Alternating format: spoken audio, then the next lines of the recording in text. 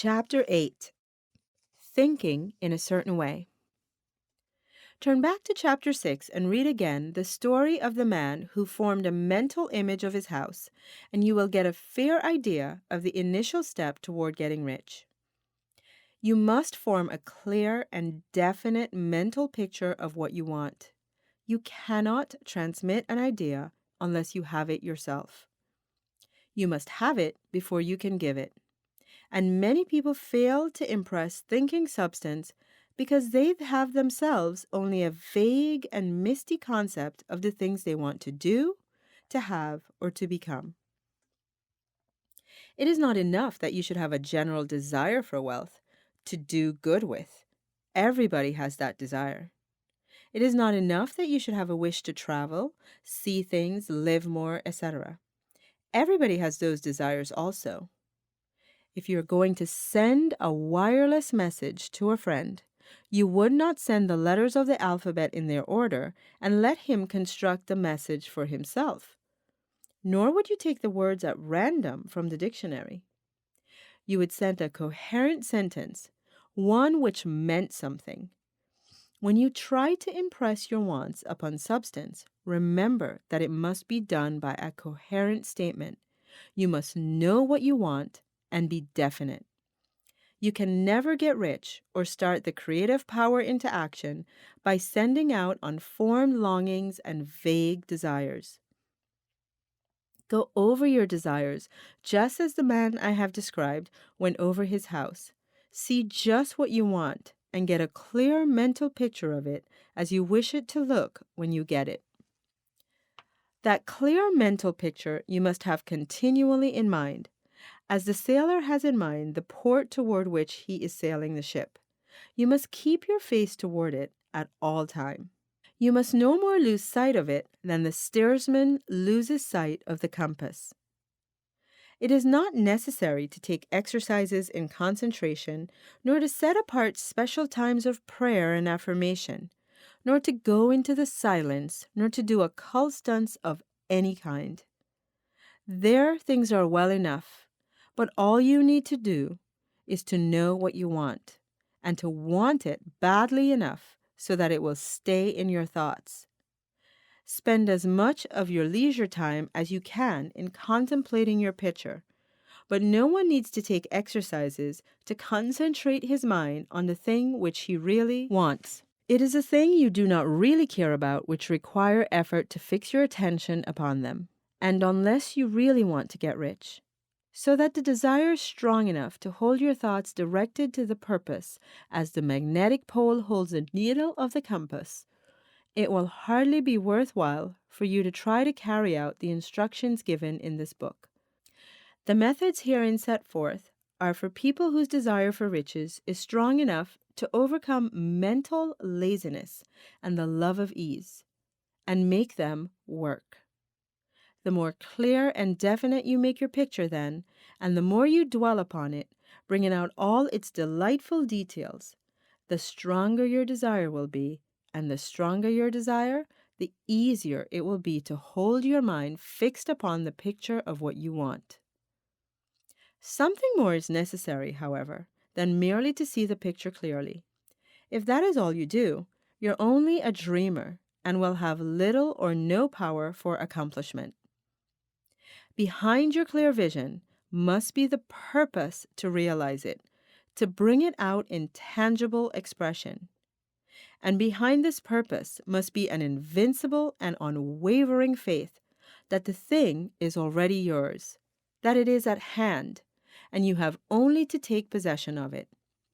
Live in the new house mentally until it takes form around you physically. In the mental realm, enter at once into full enjoyment of the things you want. Whatsoever thing he asks for when he pray, believe that he received them, and he shall have them, said Jesus. See the things you want as if they were actually around you all the time. See yourself as owning and using them. Make use of them in imagination, just as you will use them when they are your tangible possessions. Dwell upon your mental picture until it is clear and distinct, and then take the mental attitude of ownership toward everything in that picture. Take possession of it in mind, in full faith that it is actually yours. Hold to this mental ownership. Do not waver for an instant in the faith that it is real. And remember what was said in the preceding chapter about gratitude. Be as thankful for it all the time as you expect to be when it has taken form.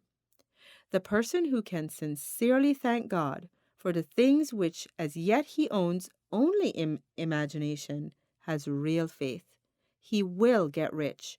He will cause the creation of whatsoever he wants. You do not need to pray repeatedly for things you want. It is not necessary to tell God about it every day. Use not vain repetitions as the heathen do, said Jesus to his pupils. For your Father knoweth that he have need for these things before he ask him. Your part is to intelligently formulate your desire for the things which make for a larger life, and to get these desires arranged in a coherent whole, and then to impress this whole desire upon the formless substance, which has the power and the will to bring you what you want. You do not make this impression by repeating strings of words. You make it by holding the vision with unshakable purpose to attain it, and with the steadfast faith that you do attain it. The answer to prayer is not according to your faith while you are talking, but according to your faith while you are working. You cannot impress the mind of God by having a special Sabbath day set apart to tell him what you want, and then forgetting him during the rest of the week. You cannot impress him by having special hours to go into your closet and pray, if you then dismiss the matter from your mind until the hour of prayer comes again. Oral prayer is well enough and has its effect, especially upon yourself, in clarifying your vision and strengthening your faith. But it is not your oral petitions which get you what you want.